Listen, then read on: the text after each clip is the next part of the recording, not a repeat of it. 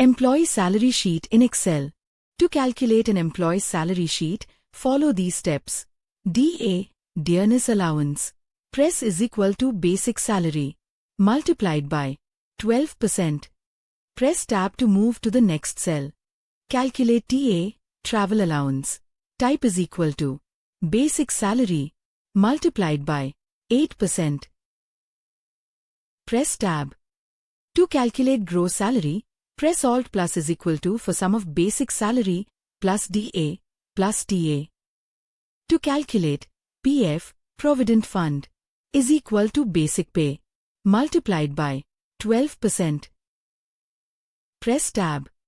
Net salary is equal to gross salary minus PF. Press enter. Select the data.